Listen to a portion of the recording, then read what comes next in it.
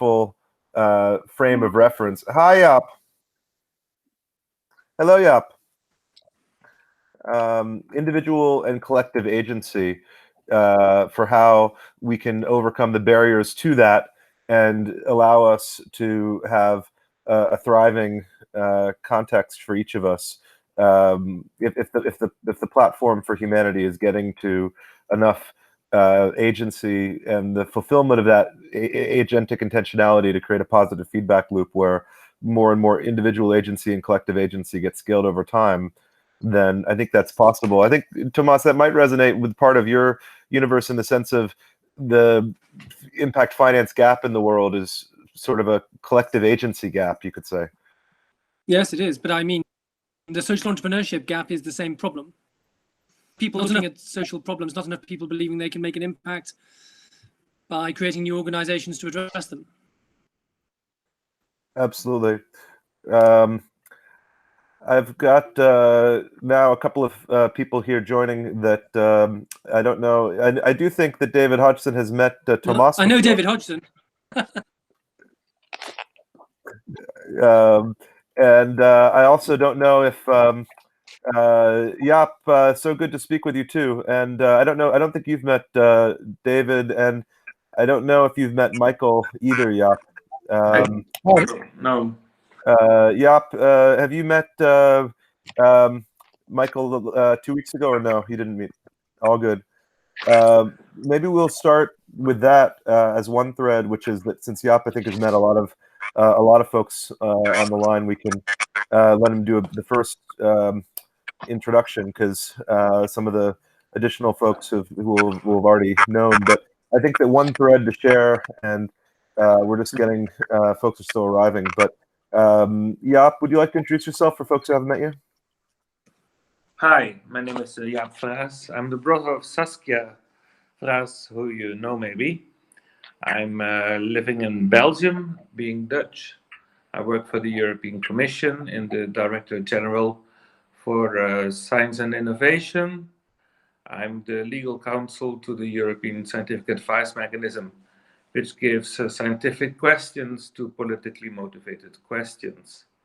And for the moment, we are busy to work out the so-called Green Deal, which is a new political paradigm introduced by the current president of the European Commission, the German lady of the name of Ursula von der Leyen. And it is very interesting to be here with you, Bobby, because it is, as you can imagine, quite confusing for politicians and politically versed officials like myself to find a path through all the possibilities to develop policies that combine the full spectrum of stakeholders in the European Union, such as industry, civil society, and public authorities. Excellent. Thank you so much, Jaap. And I see that we also now have Raj on the line. We'll give Raj a chance to present later on the call after introductions. But Raj, do you want to just share a few seconds of introduction so folks who haven't met you can contextualize, and then we'll proceed with the circle of introductions, and then we can proceed with the rest of Systems Change agenda. Go ahead, Raj. Well, hi, Bobby. It's a great pleasure to be here with everybody. And such like full-minded people, and we're all here to drive this system change, whatever that means. Basically, is to build a better planet and a better ecosystem for all of us. So I'm here to share one of those little ideas that perhaps a small grain can be planted in the fertile ground and grow into a big tree. So back to you. Terrific. Thank you so much, Raj. And Mark Moulton, there's some people who haven't met you on the call. Would you like to introduce yourself? Sure. Hi, Bobby. Good to see David Hodgson after many years. I've been working on affordable housing here in the San Francisco Bay Area for 30 years. And we've also been working on sort of de-risking or lessening the risk of fires in California but mostly in service to the health of watersheds. So think about the ecosphere, and that's where our thinking is. Got it. Thank you so much. That's very helpful context. And Bruno, would you like to introduce yourself for folks who haven't met you? You're on mute, Bruno. Bruno. Hi, Bobby. Yeah. Good to see you again. Hi, everyone. So I'm Bruno. I'm a biologist by background. I'm a teacher. I am been working towards in the world of sustainability. I am doing with so I have hosted with Bobby the Depth for Nature Hackathon a month ago, and have been involved with Grant, who many of you may know, in building an NGO called Sustainavistas, in which we try to bring up together the people from the sustainability sphere in order to bring action, concrete action, because we have a lot of energy up there in the sustainability network we would like to take advantage of. Yeah, and that's about it. And I'm very happy to be here with you guys, with all these people that think alike. Excellent. Thank you so much. And Saskia, would you like to introduce yourself for folks who haven't met you? And if you're not speaking, can folks just mute themselves so that we don't have background noise? Thank you so much. Saskia, would you like to introduce yourself? Hi all, it's really nice to meet you all. I'm really looking forward to Raj's presentation today. I was super excited when I discovered the Charter of the Forest through Bobby, really, a few months ago, I think is when we talked about it. So I live in New Zealand. I lead Match for Action, which is a not-for-profit trying to match people to good people to good causes. Through different ways, and one of the main strategies is radical collaboration, which is how I found Bobby really at a SOCAP a few years ago, and we are now partnering in CrowdDoing. I also lead as an executive looking after responsible management, being the conscience of the company here in New Zealand, a large tourism operator that is currently trying to recover from COVID and taking on some different streams to become more resilient and a bigger systems thinker. So looking forward to see how we can give the earth a seat on our table there as well. Terrific. Thank you so much, Saskia. And the Charter of the Forest, Gil shared a few months ago with us as similar timing to the Magna Carta in terms of creating a nature legal consideration for stakeholder interaction with nature that is one inspiration point. Let's proceed around the rest of the circle in terms of introductions. Let's see. Grant, would you like to introduce yourself? Okay, I can't hear Grant, so we'll come back to Grant. No, I'm there. Oh, go ahead. Sorry, I just I'm on the iPad. Sometimes it doesn't work as quickly as you'd like. Hi guys, evening. So some of you know us from Sustainavistas. We're about 230, 250 Cambridge Institute Sustainability Leadership, and we've all studied about 90% of us studied the business sustainability management course. And so we've started this network to connect, apply our knowledge, collaborate. And I think going back to what Saskia said, I mean, that's how we caught up with Jaap and Bobby and Saskia, which has been great. And just really keen to share knowledge and apply knowledge, basically. And it's just, we want to make a difference for good, but from a business point of view, hopefully. And always keen to join these sessions. Evening all. Terrific. Thank you so much. And you mentioned business as a force for good. I think that relates to a shared value frame of reference for business. Would you like to introduce yourself, Michael? Yes, I'm Mike Critelli. My primary career was to be at Pitney Bowes, where I served as the chairman and the CEO the last 12 years.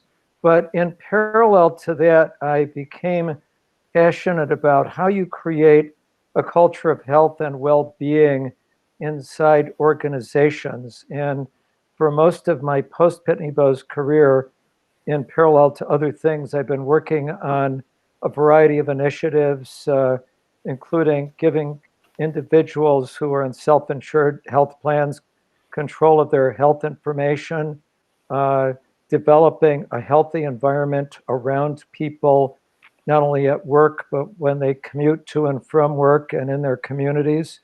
And more recently, I've understood that to the degree that CEOs can create a sane and more manageable stress environment, it actually improves people's health, both physical and psychological. And I would make one other comment regarding the COVID-19 virus.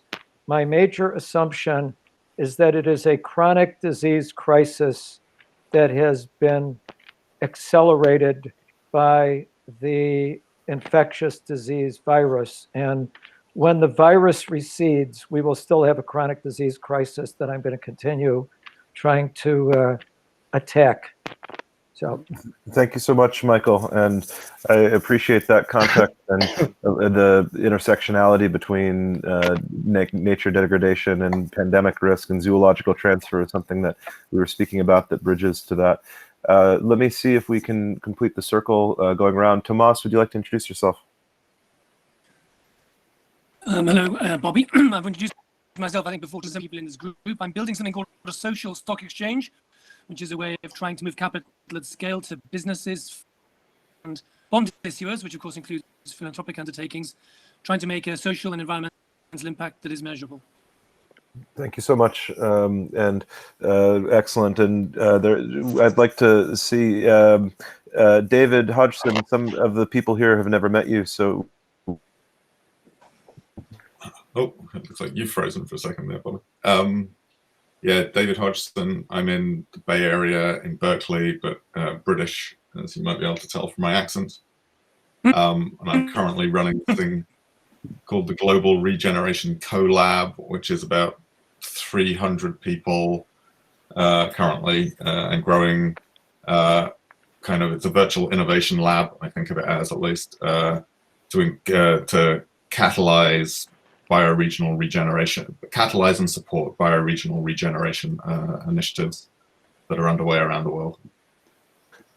Terrific. Thank you so much, David. And I think what your work is fascinating and important. And I appreciated the video of Daniel Wald and you talking about this recently that you released. And happy to also take time to give you a chance to share more of these threads, whether later today or on a future context.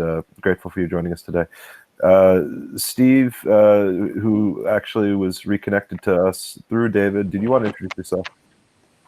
Thanks so much, Bobby. Steve Waddell. I'm with the SDG Transformations Forum, focusing upon accelerating our transformation efforts, currently focusing upon ways to connect the large number of efforts which are emerging in response to the COVID crisis to make sure we don't bounce back, but in our terms, bounce beyond. Thank you so much, Steve, and we look forward to learning more about that as well, whether today or at a future context. Thank you for sharing that. And I want to connect. Karl, would you like to introduce yourself? Hi, I'm Karl Sjogren, normally Oakland, California, but I've been staying with my girlfriend in Albany. Berkeley's in between the two cities. I'm the author of a book called The Fair Share Model, and it's about a performance-based capital structure for venture stage initial public offerings.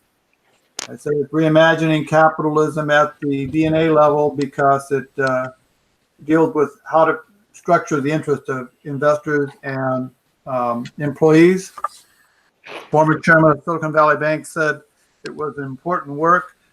Yesterday, there was a report on private equity on the PBS NewsHour, and I wrote to one of the people interviewed, who's a professor of labor at Cornell, and she also teaches about private equity. And she said the book looks very relevant to what she researches and teaches. So maybe we got something going on. Certainly need to reimagine capitalism in ways that allow us to achieve all shared intentionality. So thank you for that thread. And I'd like to see, we have Wilfried. Would you like to introduce yourself? Wilfried? I can't hear Wilfried. Okay. Yeah, I'm here. Can Go you ahead. hear me now? Yeah, I can sorry. hear you. Good to see everyone. It's a pleasure to be part of this group. This is my first time also. I have a background as an advisor for European Commission, United Nations things, head of Access to Justice, Legal Entrepreneurship Accelerator around the world. And lately I've set up an organization called Humanity Solutions, running an event called Semanity, looking at things like how can we evolve cultures, how can we innovate more, and looking more at the political, cultural component of change. Good to meet you. Thank you so much. And I also see it says Dieber. I'm not sure who Dieber Jhol is. Same last name as Raj. Dieber is, if you want to introduce yourself. But yeah, Yangbo's here. Yangbo, would you like to introduce yourself? Yangbo? Yes. Would you like to introduce yourself for folks who haven't met you? Myself here. We can hear you. Yep. Yes. Can you hear me now? Okay, yes. Good. Yes. So Yangbo here. Been introduced to CrowdDoing from the World Forum, and my focus is on bringing impact finance and mainstream through new infrastructure project pipeline development around how you channel base savings and pensions into green community infrastructure around climate action and related goals. So looking forward to tuning in on this. Terrific. Thank you so much, Yangbo. And there's some commonality of purpose in what you shared in Tomas's earlier introduction around the impact financing gap. But I think that we've gotten around the circle except for Dieber, who I'm not sure who that is, but if that might be Raj twice. So maybe that means that we're ready for Raj. Raj, would you like to introduce and identify your thread around the nature banking or these dimensions? Oh, Raj, I think, was trying to present and he just accidentally left the meeting. Okay, he'll be back in a moment. All good. So I think that the context setting is that there's a systemic change overlap between all the threads of folks who are gathered here. And here's Raj back. Raj, we'll have him share in a moment. Go ahead, Raj. Are you able to present? Are you back? Raj. Okay, we'll give him a minute. So I think that one set of go ahead, Raj. Hi. I guess I typed on the wrong button. All good. Did you want to share sort of your context of this thesis, as well as you can also present part of it, but you can also share part of it. And so the thesis on systems change, right? Your thesis or the way you would approach this. Well, I mean, for me, when we talk about system change, basically, we want to find a new way, a more balanced, harmonious, more equitable way of living on this planet together.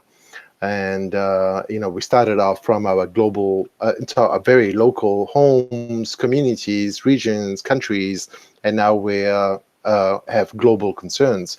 And COVID-19 has just been one of those global concerns that has helped us to think about the world, this very small planet that we live together as a single ecosystem, or a single biosphere, or a single atmosphere. I guess the word atmosphere would be more correct, and also epimostologically, from the origin of the word atmos. And we've seen rising inequalities, and we've seen the challenge of the SDGs, and we've seen the challenges of the global north and the global south, and we've seen the challenges of climate change, be it carbon being produced or emitted in developing countries, and the consequences of carbon emissions on climate change. And migration and political imbalances around the world. So the solution scope that I've been looking at, while knowing what all the things that UN FCC has been doing, UN RED, and different carbon markets around the world, and mandatory carbon declarations and trading of certifications and stuff like that, was to say that perhaps our starting point for the new economy, our starting point for a real systems change would be to value nature into our economy. And that is like a big challenge. That is like valuing the work of our mothers into the household, right? Because the word economy itself comes from household management. So we can think about it as household management. We can think about it as the habitat management, as micro habitat, meso habitat, meta habitat. Being the planet itself, where we are all here on a common dream, because we came here with absolutely nothing, and we are building all our sandcastles in the sand, as Jimi Hendrix said, and we will leave the planet with nothing. So the question is, how can we create a more harmonious, balanced global atmosphere? Knowing that we've had very local currencies, we had seashells as currencies, we had tulips as currencies, we had gold as currencies, and right now we have fiat currencies, which basically domestic economic policies or monetary policies of different countries are trying to figure out how they interlinked and interrelate with one another, and so my contribution onto the table on system change would be to create a nature-backed money, a nature-backed currency. So a currency that's not backed by gold but is backed by nature. And what would that mean? And what would that mean in terms of living into a regenerative economy? What would that mean in terms of in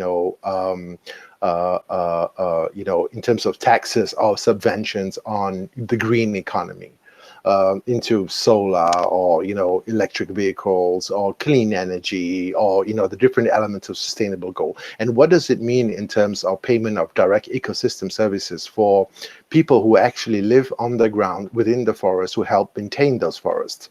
So that's like a huge sphere of interactions happening, and that common denominator within those interactions is how we value those interactions.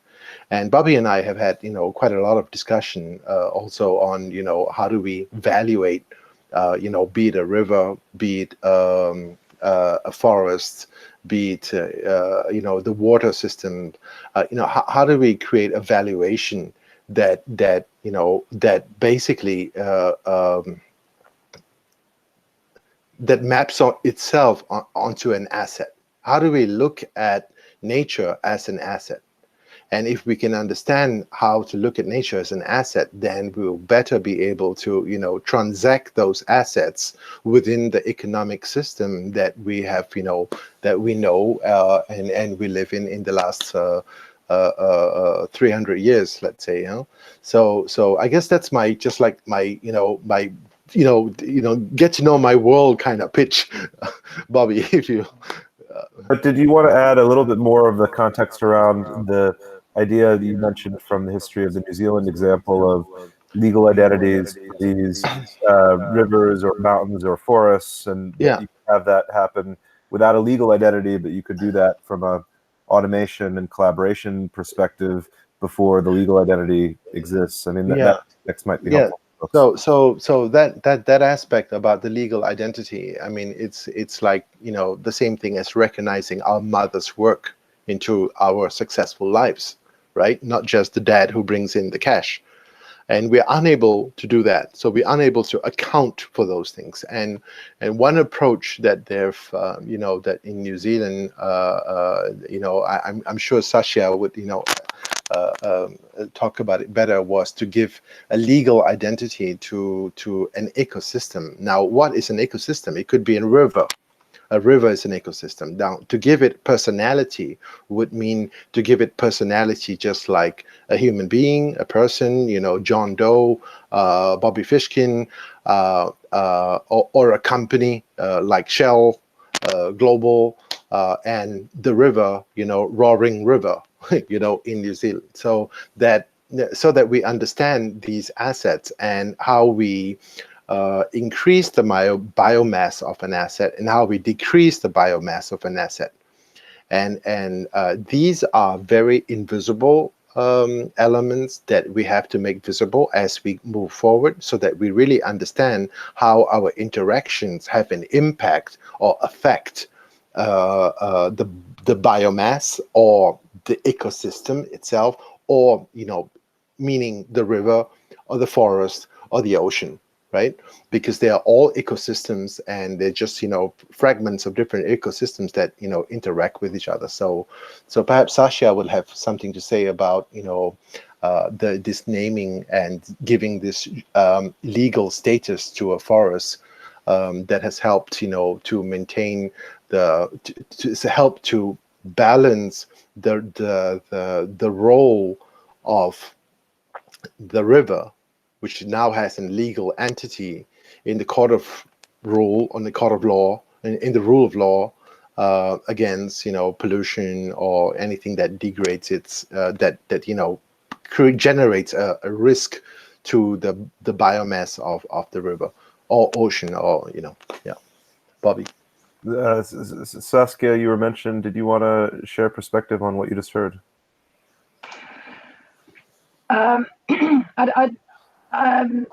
What I was going to say is that yes, it does obviously does make a difference, but there's still a long way to go, even here in New Zealand, where it indeed has been given that legal status, and what it is used for mostly is indeed through our indigenous culture, the Maori, who within their culture this concept has been there forever, right? So they do understand the importance of water for the living of them forever, sort of thing. So one interesting fact is, like, for instance, during COVID, some of the iwis, which is the local tribes, decided to help with the lockdown, to help with the recovery, to indeed give the rivers time to recover as well. So give the river, the entity river, a lockdown in principle, really, as well. So they told their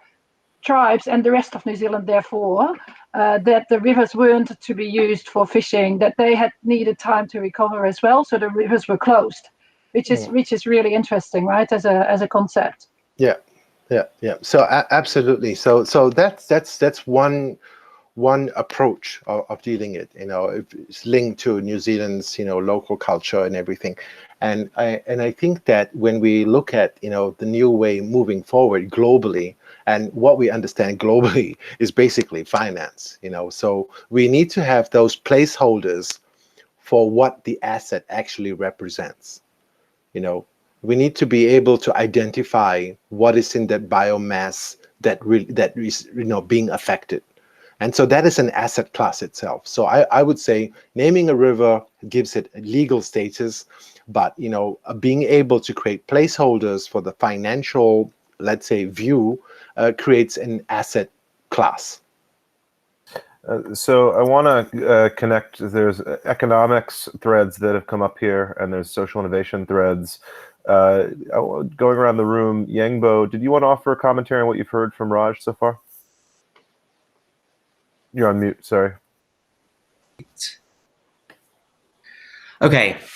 Yeah, so regarding what Raj mentioned, that it would definitely be worth reaching out to one of my collaborators on this question of currencies. His name is Jason Desimone. He's recently done a project that still in the works, but it's called Epistocracy. And I did advise him a bit on the project overall. It was supposed to get off the ground in Australia a couple of years ago, but fell through when the university could not get funding. That was RMIT in Melbourne, when they set up their blockchain lab, and they were quite interested in these alternative nature-based currencies. And really, to Raj's point, in terms of having currencies, that there is a concept that has been circulating around for nearly a decade now, called DACO, founded by Nick Gogarty, who created Solar Coin. And it is using, so as a way to start moving to something that's backed by natural assets, using power purchasing agreements as a way of backing currency. So effectively, you're now allowing central banks to purchase PPAs as reserves because of two advantages. Number one is that unlike fiat, you actually have a physically stable unit to which you're picking a currency. And unlike gold, it's actually something that's forever abundant as long as you generate electricity from renewable sources. So that would be really your global reserve. And if you can actually peg currencies around the world to this unit of energy, that, and that even did some brainstorming out this over 2 years ago, is you could theoretically consider what could change the economy. For example, if it's going to take you more energy to create something, then the value you're being able to sell it for, it's going to be uneconomical. So a lot of fast food, a lot of fast fashion, a lot of that's going to go away in this system. And then by extension, also have digital assets that represent natural capital stores. Think water, think carbon sequestered reserves in forests, and all of that. And in conjunction with that, have a third tier, which would be a volatile currency that would then be just used for local market circulation regionally, as opposed to the global stable one that would be based on, that would be pegged to the kilowatt hour.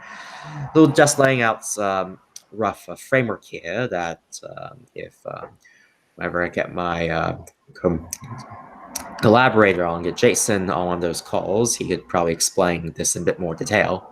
Sure. No, that's extremely helpful reference point. Thank you so much for sharing that. And just to connect a few different threads together, Tomas, would you like to speak to what you've heard in terms of finance or economics of the impact gap for regenerating landscapes?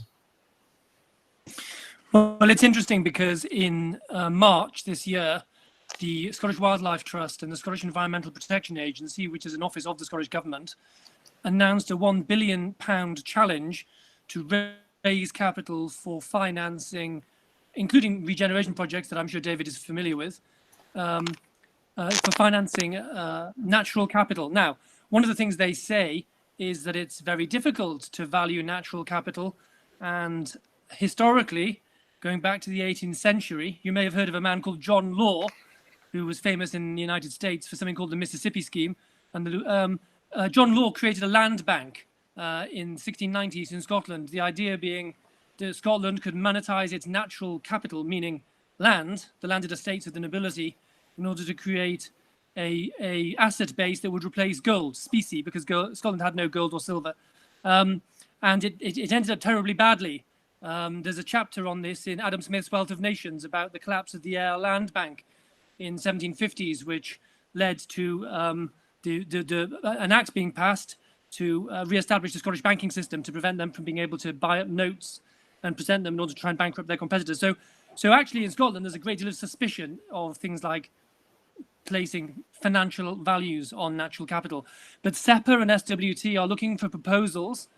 And if there are people interested in this, then I recommend you subscribe to the newsletter that SEPA publishes, because the white paper is going to be published. I was on the working group, and at the moment, most of their thinking is about bond issuance. So how can you issue a bond in which the subscribers to the bond do get a capital return, a financial return, but also get a measurable natural capital return in terms of either regeneration of damaged natural capital or protecting natural capital.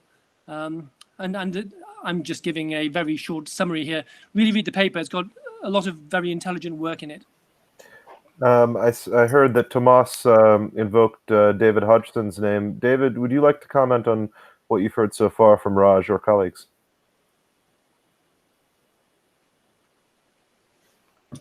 Sorry, I was trying to find my microphone button. Not well. I don't think I've got too much to add right now. But what I've just heard, everything I've just heard aligns very closely with some of the things that we're some colleagues and I are working on around bioregional economic systems and this question of how most effectively to finance regenerative activity. So yeah, I really need to talk to Tomas more often, I think, and Rajinder, I need to with pleasure chat with Raj too. So Rajinder. But yeah, I don't have anything extra to add other than I'm in Terrific. high Thank you so alignment much. with all And this. Jaap, would institutions of different contextual scale understand the goal set? I think that there's a identification of, there's in the chat were shared some risks of this going wrong, but you could also say there's a risk of not connecting collective agency to these underlying contexts without which we fail and with which we thrive. So I'm curious what you think of our dialogue thus far here. Thank you, Bobby. We have used in previous discussions the concept of ecosystem services, and often we human beings consider natural objects as a bundle of ecosystem services. However, I was very much intrigued and was developing on concepts that were developed in 2019 in the so-called Bill of Rights of the Lake Erie. It's one of the great lakes in the United States, you may know of it. And it's where the citizens of the city of Toledo, who is adjacent to Lake Erie, who took the bold legal step to draw up a Bill of Rights of Lake Erie. And it's very interesting, and they built, of course, on previous attempts, like Saskia mentioned it. I think it's the Wanganui River in New Zealand that was designated by a parliamentary declaration as an indivisible and living whole, which is an interesting concept. So the idea is really to assign rights of a living being to natural objects. It is an attempt, and I think it's a very interesting attempt, also from an ethical perspective and a moral point of view, to assign rights to natural objects, trees and forests. And I think this is the most potent step we can take to acknowledge rights to living beings and also to treat them with the dignity that we give to human beings. And if we develop on that concept, I think we can interact in a different way, develop different dynamics of interaction with nature and living objects. And I think this is a very dignified manner, very meaningful way in developing our course of action. Thank you so much, Jaap. And I agree with you that natural contexts are upstream of value creation that exists retrospectively in terms of the frame in the chat of profit, but it exists prospectively if we think about each of these as generative of what's necessary for us to thrive. Speaking of thinking about shared value as a context to get upstream of the gap, and whether it's these natural contexts or whether it's other gaps in the preventative matrix for preventing future harm. Michael, did you want to comment on what you've heard in terms of the threads that have come up today on this? Second here, thank you. This is an idea that has surfaced in a lot of different contexts, but I like the way Raj has formulated it. We have dealt in our town with land banks and conservation easements, but frankly, they have been limited to more aesthetic and property value enhancement. But I think there are some richer things we can think about. We had a discussion recently in an odd context along highways about pollinator plants and the value of the downstream value of pollinator plants. So I like the idea of future I'd like to understand better this concept of regeneration in all of its manifestations, not just regenerating nature, but what does it mean for food and for flowers, for other things that we will eventually consume that are healthy for us? Because I had not understood, there's a lot of work in our town on spreading and increasing pollinator plants in some of our land trust areas. And it's a small example of the much bigger theme, but it's one that I didn't know about until very recently. Well, I think it's fascinating, and that also brings up the point of ecosystem services is one frame of reference, biodiversity loss is another frame, risk prevention is another. Mark Moulton, did you want to speak to this thread? Mark? I thought. Yeah, I've got a microphone on now.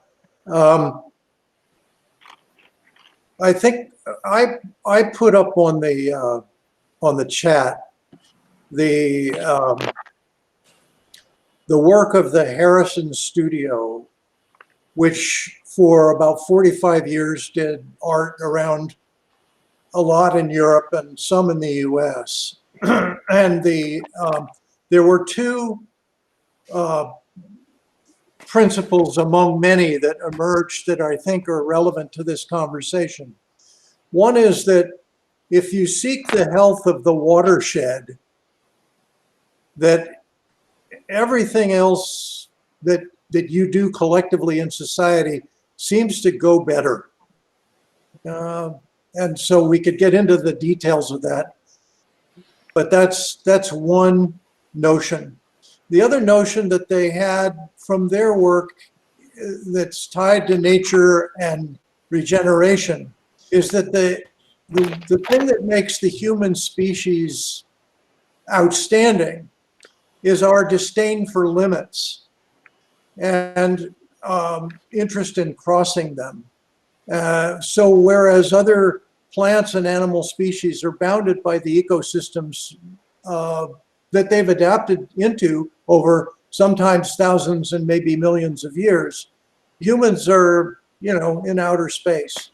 And I would say what's a corollary for me in this discussion, and I'm always a little nervous in discussion, is that we're in outer space all the time and we don't really know it. And so there really is no economy that I'm interested in that hasn't been explored by people at NASA when they come to talk to us and they say, here's how you need to run a spaceship. And then all of a sudden they get quiet and they look out at the audience and they wait for us to get the punchline. We're on a spaceship. So that's my piece. We are on a spaceship, and that means that the intersectionality between the actions of all the stakeholders in the world gets compound in terms of all the flows happening at speed. If ideas and practices spread at the speed of technology, and then the consequences are slowly recognized across years, then we have a gap in scales between the kind of scale where we can see the immediate consequences of our actions and the kinds of scales in which we can understand the potential for cascading consequences, but in which we don't have agency vis-a-vis those consequences unless we find a way to understand them. And with that, I wanted to see, Grant, did you want to offer commentary on what you've heard from this conversation and what Raj shared? Yeah, hi, everyone. Yeah, obviously, very interesting, guys. And Raj, I think the thing that springs to mind for me was an old student friend of mine who's actually a law professor and runs his own environmental law practice in South Africa, Cape Town. I don't know if any of you guys have heard of Cormac Cullinan, who actually wrote a book called Wild Law. I'll put these details in the chat. But he actually was one of the he helped the I think he started with Ecuador and then Bolivia in 2008 and 2010, and helped them actually write into their constitution that nature actually had equal rights to humans into their constitution, which was also, I think, an interesting concept, that if you give nature the legal rights and then obviously from there you can actually then also the financial and the currency and the economic rights go along with it is actually quite a nice balance. So I'm actually going to reach out to Cormac to see if we can get in contact with him again. But I don't know, is anybody, I'm just interested if Raj or anybody else had actually heard of that concept and see how No, it does sound very interesting, but no, and I would definitely like to learn more about this. Yes. Yeah, sure. I can share some of his talks. It was actually quite quite a big ground thing, but I don't think there's been a big movement since then. I don't think that since 2008 and 2010. So it could be interesting to see if that could be, revisited again as well, because obviously that has huge legal and constitutional impacts on everything these days. Yes. Yes. Wilfried, did you want to add commentary on what you've heard here today? Wilfried? Yeah, I'm here. I also looked at this legal rights of rivers, etc., 15 or 10 years ago, and I was always intrigued by it, but I'm becoming a bit more skeptical of calling nature an asset, or this whole financialization. It's also coming up in the chat. I think what I find interesting these days is, and it didn't come up yet, but I think there is a lot of limited liability in law and in companies. And so some companies are doing things that don't give them the moral right anymore, I would say, to be limited in their liability. So I think I would rather take away some limited liability of some companies doing nasty stuff. And what I also find interesting is the problem with property often, or assets, is that they are very much linked with the notion of exclusive property that we have had in capitalism. And so I find that the notion of non-exclusive or property or things you need to share, so more shareholder structures or interesting, because nature and rivers and water and air is to be shared. So it's almost the opposite of exclusive property in that sense. I would, instead of use the word ownership, use the word stewardship. Yeah, but that legally stewardship is I understand that we have lots of constraints. We have legal constraints, we have banking regulation constraints, we have thinking constraints, we have our organizational constraints. But if we were to look at it from a first principles perspective, what do we really want to do? Well, we have to come to rescue with the biodiversity, the forests. That's like, if we don't do that, then whatever has happened with COVID, it's just a teaser, right?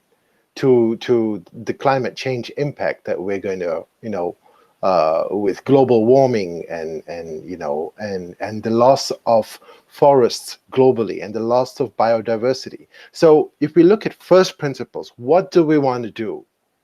And then if we say, okay, we want to protect the forest, and then how do we work backwards? Laws did not fall from the sky. Laws upgrade themselves when we see that that there's a grievance, and we grow with grievance to grievance, and we resolve those grievance, and law gets established. And I really like Bobby's short note about that Raj is going to come up with the 21st century charter of the forest. I don't think so. I mean, that's going to be quite some work, but definitely we here in this group, we have to come up with the 21st century charter of the forest. We have to come up with the 21st century Magna Carta, because never in the history of time have we been forced with such urgency to act at a global, planetary level.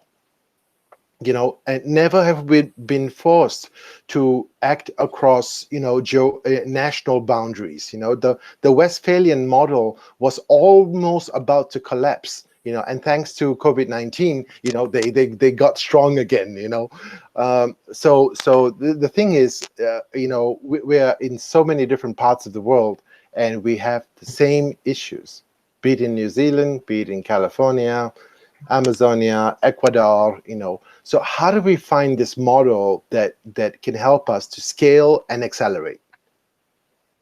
So this is the thinking that, we have to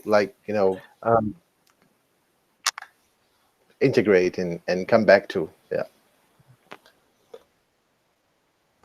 I think that it was intended directionally, and rather than that we would get to a destination of having the Charter of the Forest reimagined by the end of any individual meeting and gathering point. But that aspiration is certainly shareable. Just wanted to include Bruno. Did you want to offer commentary on what you've heard here? Well, yeah, sure. I'm not very versed in finance nor in law. Bruno? But I quite agree on this idea of having a sort of a universal declaration of the rights of nature. Actually, in the Universal Declaration for the Rights of Mankind, the environmental rights are included, but they are very centered in ourselves, right? What we are talking here about is about the right of nature to exist and to be preserved by itself for its own sake, in a way, right? At least that's why I'm getting, and I in a way totally agree with this. The thing is that we do not need to invent the value of nature, right? Because in fact, valuing nature is almost like valuing the human life, right? You don't put the price tag to human life, right? You don't put the price tag. It's like valuing nature is like valuing the king in a game of chess. If you don't have the king, you're lost, right? Yeah. And with nature is exactly the same thing. So it's, in a way, it's almost offensive to say, what's the price of nature? Well, in a way, it is infinite. We cannot live without it, right? And it surely has value. And I think we already have. We can evidently, I agree with Raj. We can also develop new legal instruments to protect nature. But we also have financial instruments that are poorly used. And while Raj was talking, I was thinking about the subsidies that we in capitalist regimes still use to protect assets we consider that are of public good, right? We have subsidies for fossil fuel exploration because, in a way, they are needed for us to have energy, and so they are a public asset. They are of public interest. We have subsidies for agriculture, and because food production is of public interest, right? So in a way, we have money flowing to protect assets of public interest. So in a way, what if we devise a way of detouring some of these funds to protect nature instead of protecting some of these businesses, because in some cases these funds are being wasted somehow. Well, I think that there's limited resources in the world, so we need to find where we have intrinsic leverage. And I saw two threads that were just raised by Jaap and then by Michael. So let me first go to Jaap, and then we'll go to Michael to let them share what they typed in the chat or variations thereof that they think bridges here. But go ahead, Jaap. I thought that was fascinating what you started to share there. So yes, I'm the lawyer, and it's an excuse and also a very state of being. So everything departed from a vision of the world, and the Romans classically have been very good in capturing in words how people perceived the world. And there were only one class of entities that were bearers of rights, and that were human beings, which were called persona. And everything else, including slaves and trees and animals, were res, objects that could be owned and dealt with by human beings. However, this is not just could be exploited. Objects could not just be exploited at the whim of human beings. No, they had to be protected. And vitiation and degradation of res, of objects, like for a slave, for example, was punishable. So that is how we have been dealing with nature. And we have developed economic environmental rights, but still environment was treated as an object in the classical Roman concept. But we had to take care of it. And also in Christianity, this taking care, usufructus, it was called, has been very much developed. But this all remains in the traditional concept. And I think, Bobby and the others, that here we can make an evolution, not a revolution, that's pointless I think, but an evolution, that we can either give inalienable rights to nature, or we introduce a third concept between objects and persona, human beings. Well, and you could also say that when we degrade nature, such as when we didn't do things to prevent wildfires in California, and you then had exponential consequences, thousands of deaths and air pollution deaths from the campfire, for example, then that's a case where by not honoring the rights that you could think of the nature rights, we didn't also protect the people. So I think that's cross-relevant. I also want to make sure that we get to let Karl offer commentary, but I saw Michael type, so let me invite Michael, and then we'll come to Karl for commentary. Go ahead, Michael. Yeah, I was really intrigued by this comment about non-exclusive property, and I became aware of a highly unusual kind of legal proceeding in the United States, which is one of the only times you have an original case brought before our highest court, the Supreme Court. It occurs when states go to court together, and they did that in a series of lawsuits over the allocation of Great Lakes water. And I learned about this because my wife was a hearing examiner in Illinois. So you had each state getting an allocation based on a settlement that was negotiated. Then you had towns getting allocations. And over time, there was sort of an evolution of what were considered the hierarchies of use. And unfortunately, that doesn't exist. And you're mentioning, Bobby, you're implicitly talking about California. There's an awful lot of water used for certain kinds of farming that were the public to understand that, particularly the consuming public, they might behave differently toward those types of farm products. And I think that's something we need to if we got to start with something very simple, which is just a disclosure. Like I didn't realize as a consumer that when you grow almonds, they're incredible consumers of water in the production process. So how do we start people to understand the externalities of different water usages? Because these problems can be fixed, but the first step is understanding the stewardship and allocation issue that several people have talked about.